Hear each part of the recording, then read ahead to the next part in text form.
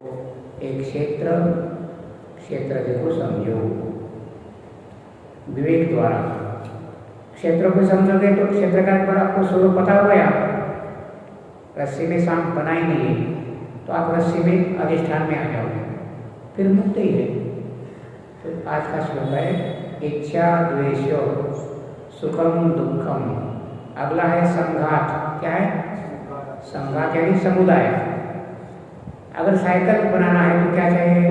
2 tyre चाहिए, seat चाहिए, पीछे करियर चाहिए, सामने ब्रेक चाहिए। ये सब टुकड़े टुकड़े जोड़ना पड़ेगा, फिर ये समुदाय बनकर रथ बन साइकिल बन गई।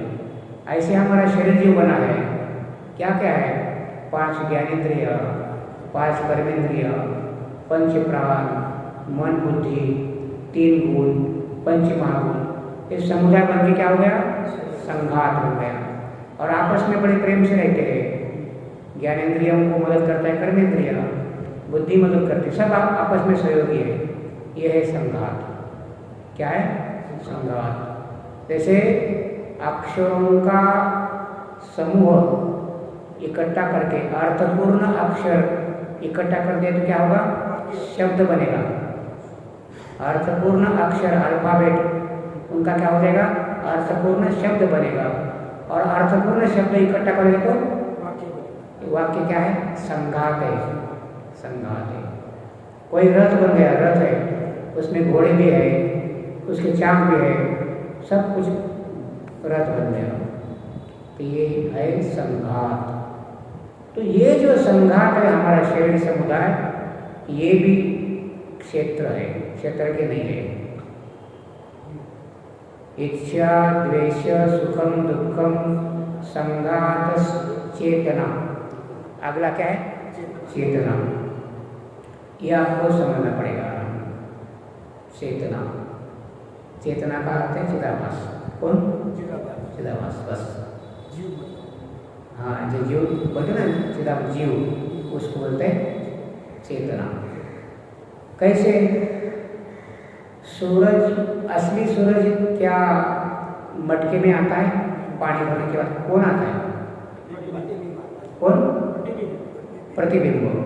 ऐसे ही कूटस्थ क्या करता है? बाहर रहकर अपना केवल प्रतिबिंब उस बुद्धि में फेंकता है। क्या करता है?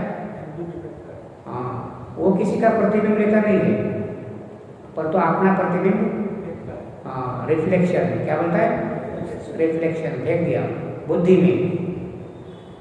तो उस जैसे ही भेज दिया तो उसका प्रतिबिंब आ गया कूटस्थ का, वो है चेतना। क्या है?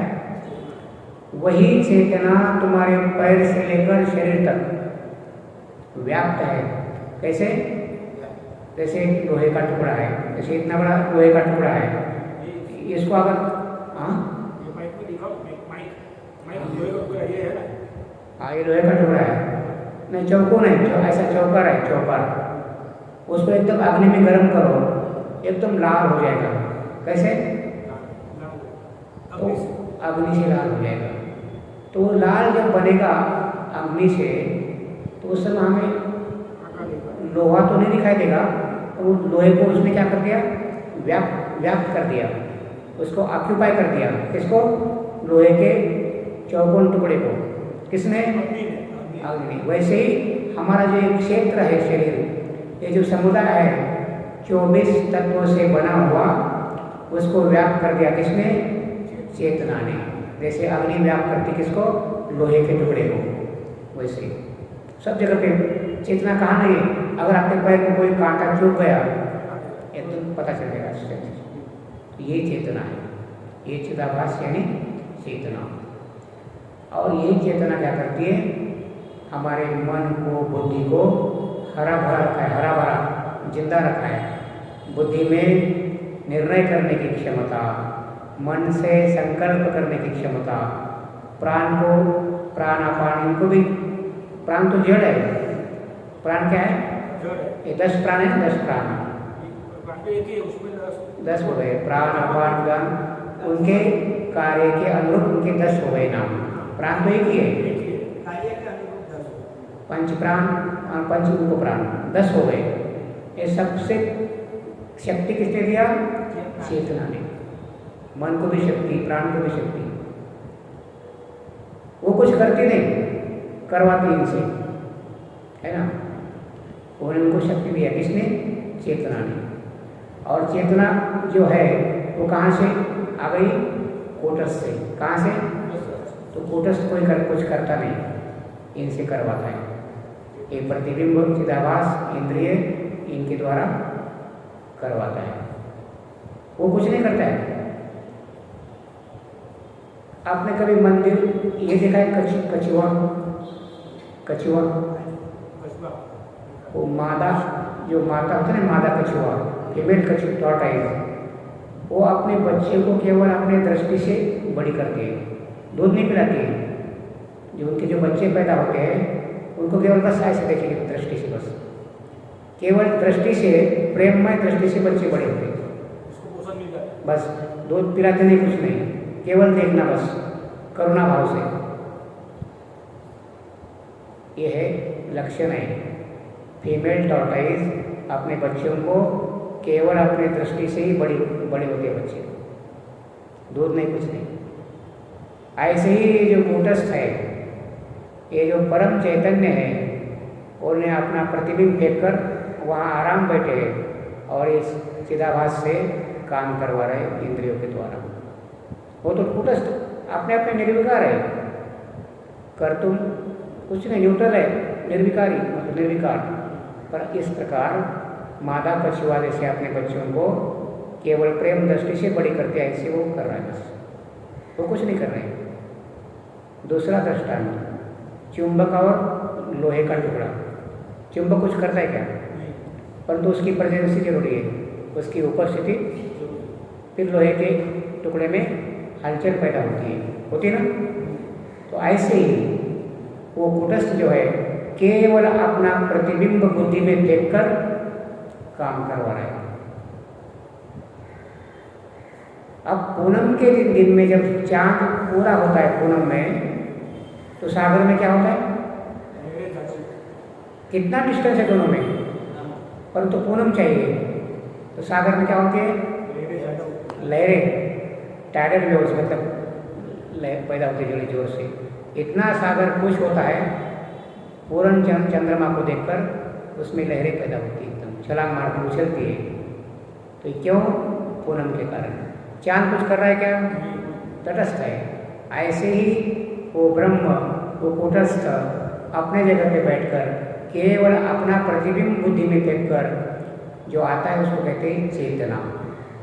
वो परम चैतन्य, उनका प्रतिबिंब क्या है? चेतना, चिदाभास। अब उसके नाम तो अनेक होते हैं, दृष्टा भी बोलते हैं, साक्षी बोलते, साक्षी बोलेंगे। और उसमें देखो क्या झंझट है बताऊंगा, आप ध्यान से सुनो, आपको बताऊंगा। एक होता है निरपेक्ष साक्षी, एक होता है सापेक्ष। अब ये चिदाभास जो है बनकर जो आया है चेतना, उसको अगर साक्षी बोलोगे वो निरपेक्ष नहीं है, सापेक्ष है। उसको हम बोलते क्या है? अहम और इदम। क्या बोलते हैं? अहम के बिना इदम का बोध होता नहीं। अहम क्या है? चिदाभास है। अहम क्या है? चेतना है।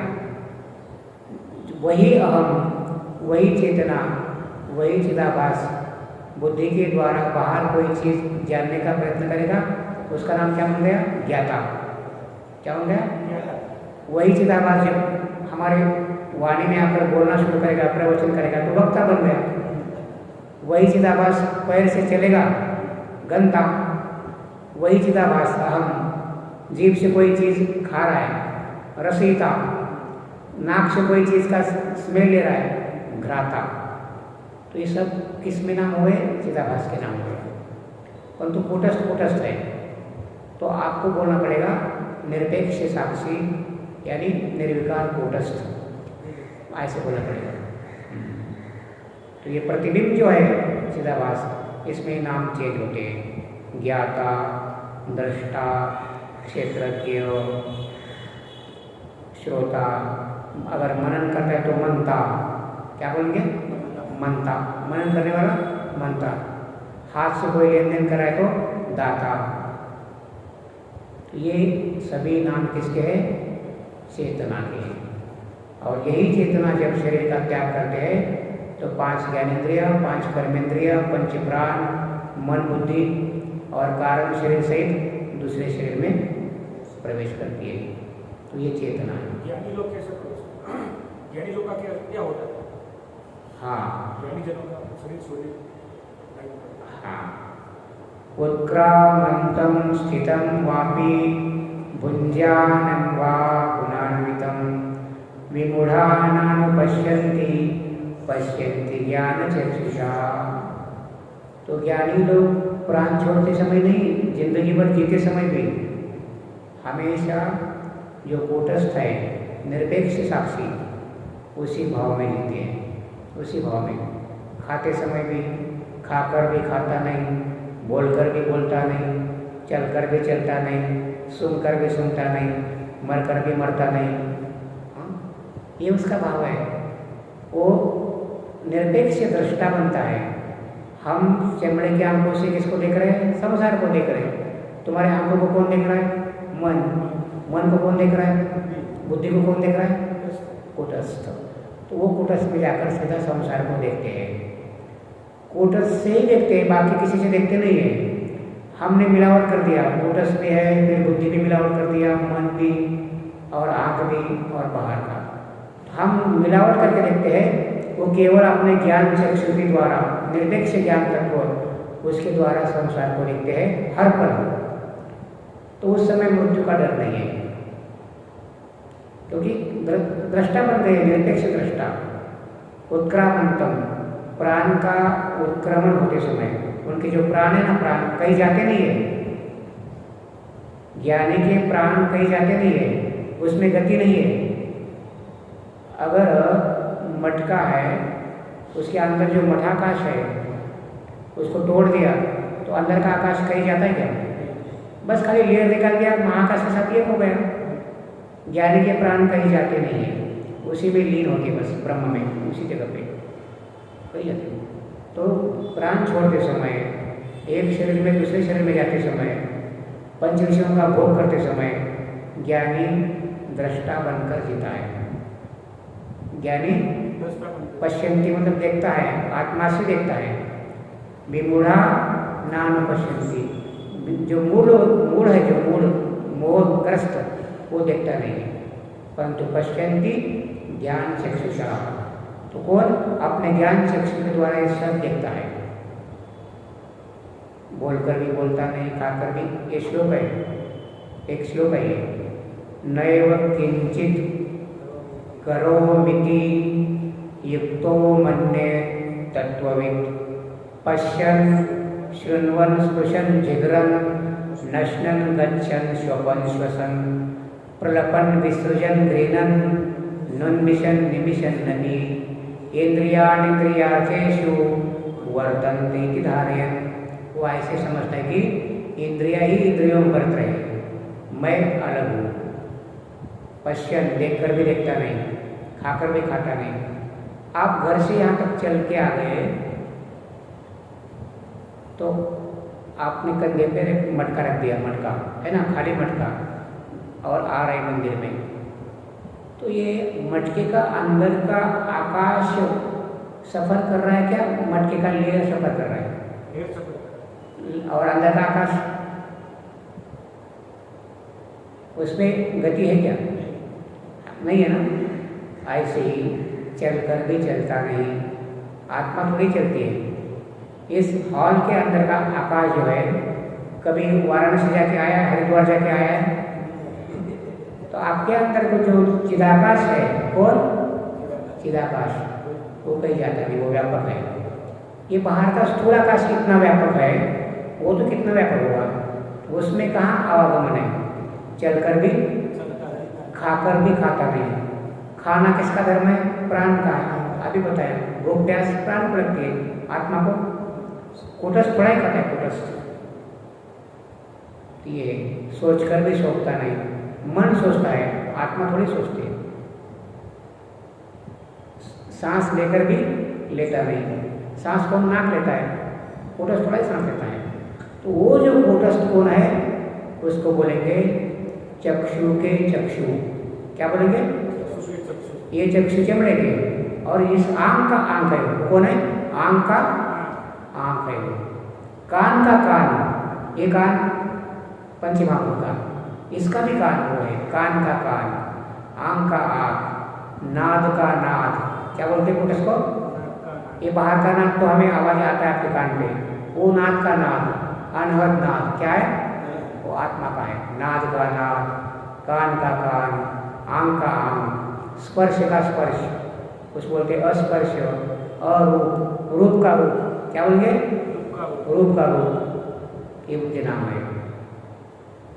अगर उनको प्राप्त करना है तो तरंगों के बिना सागर, क्या बोल रहे हैं मैंने? कैसा होता है सागर? तरंगों के बिना शांत रहता है, उसमें प्रतिबिंब आएगा ना। अगर कोई कुआं है, कोई तरंग नहीं, क्या हो जाएगा? तरंगों के बिना सागर। ऐसे ही विचारों के बिना मन, तो क्या हो जाएगा? आत्मा का दर्शन उसमें हो जाएगा। किसमें? आत्मा का दर्शन हो जाएगा। हमने अभी बताया था सिनेमा का थिएटर में जो पर्दा है उसमें काट दिया कैंची से, पीछे से जो भी लाइट आएगी तो उसमें चित्र नहीं बनेगा। ऐसे मन हमने ज्ञान के द्वारा मन को काट दिया, पर्दा काट गया। जैसे पर्दा काट दिया उसी वक्त आत्मा का प्रकाश बुद्धि में आएगा, हमारी मन में आ जाएगा। क्यों? जितने संसार के विचार है, संकल्प है, ये क्या करते हैं? पीछे फोटस के द्वारा जो रोशनी आती है ज्ञान की, आनंद की, चित्त स्वरूप, उसको रोकती है। विचार क्या करता है? फोटस्थ और बुद्धि के बीच में पर्दा कर देता है, पर्दा, वो पर्दा काटना पड़ेगा।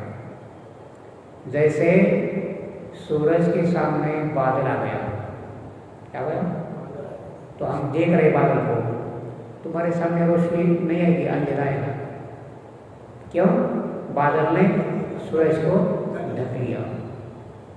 ऐसे ही विचार कूटस्थ को रोकता है। विचार, चिंता, भय, अज्ञान, अविद्या, ये सब रोकते हैं।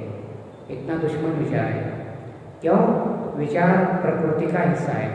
विचार, शब्द, चिंता, तो निर्विचार हो गए। जैसे पर्दा कट गया, आत्मा, जैसे सूरज के सामने से बादल हट गए, सीधी रोशनी, हम धरती पे जहाँ भी खड़े हैं वहाँ उनकी किरणें, किसकी? सूरज की। अगर बादल और बादल आ गए तो इसलिए ध्यान के द्वारा, ध्यान किसे कहते हैं? ध्यानम निर्विषयम मनः। ध्यान क्या है? मन को निर्विषय बनाना है। मन की तरंगे मिट गई,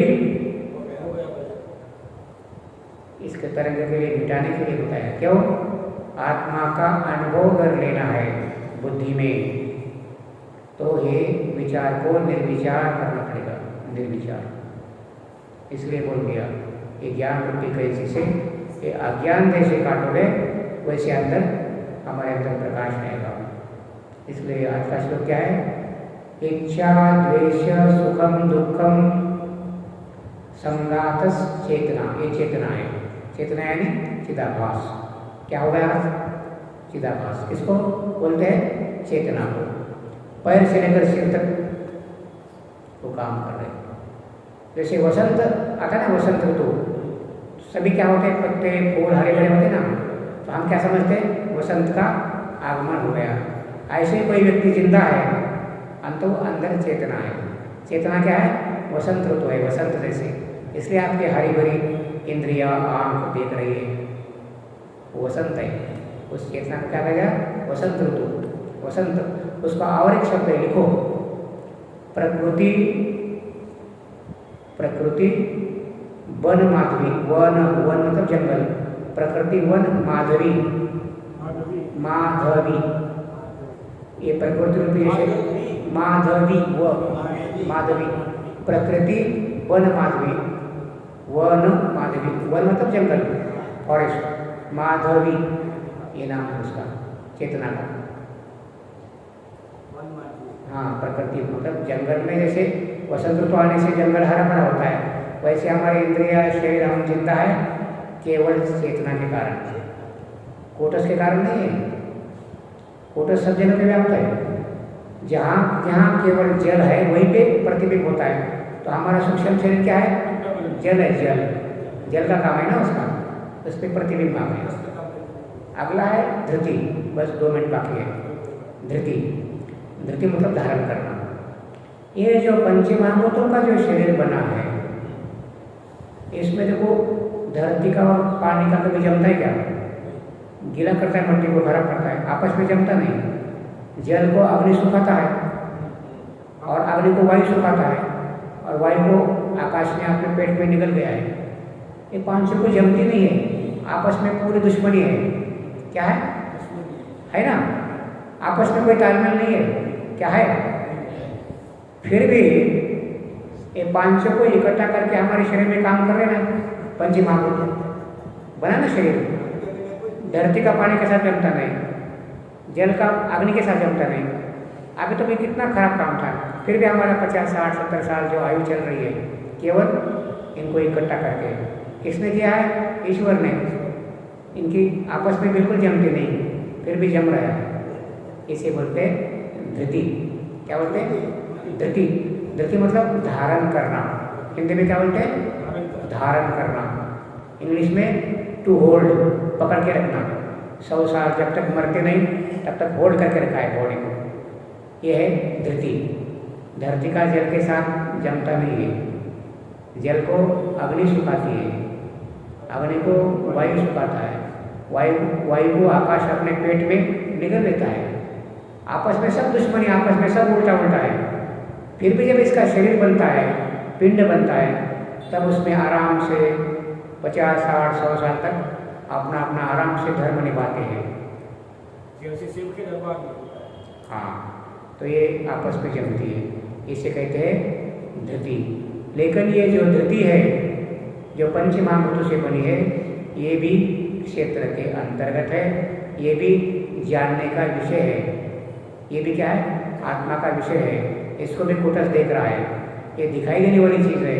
क्षेत्र है, इदम है, ज्ञेय है, प्रमेय है, ऑब्जेक्ट है, दृश्य है, प्रकाश्य है। इसलिए ये भी क्षेत्र के अंतर्गत आती है। तो आज का श्लोक है इच्छा द्वेष सुखम दुखम संघातस चेतना धृति यत क्षेत्रम। ये सभी मिलके क्या है? क्षेत्र है। सविकार मूलार्थम। अर्जुन, आपको विकार सहित मैंने आपके सामने बता दिया, क्योंकि ये विकार है। इच्छा क्या है? विकार है। इच्छा क्या है? फसल है। कहाँ पैदा होती है? सूक्ष्म शरीर में। काम, क्रोध, लोभ, राग, द्वेष, सब ये फसल है। ये आने जाने वाली होती है। ये हमेशा कोई वासना होती नहीं मन में, कभी आती कभी जाती है। आपने रेलवे स्टेशन में शब्द पढ़ा होगा, आगमन और प्रस्थान, है ना? अराइवल एंड डिपर्चर, है ना? ऐसे इनका क्या होता है? अराइवल एंड डिपर्चर होता है, आने जाने वाली, आगंतुक है। इसलिए ये भी विकार है, ये भी फसल है, इसलिए ये भी क्षेत्र के अंतर्गत है। ये हो गया आज का चिंतन। तो आज का चिंतन भगवान श्री कृष्ण के चरणों में हम समर्पित करते हैं और मेरी वाणी को विराम देता हूँ। ओम पूर्णमदः पूर्णमिदं पूर्णात् पूर्णमुदच्यते पूर्णस्य पूर्णमादाय पूर्णमेव अवशिष्यते। ओम शांति शांति शांति। श्री सद्गुरु चरणार्पणमस्तु। शुभम भवतु।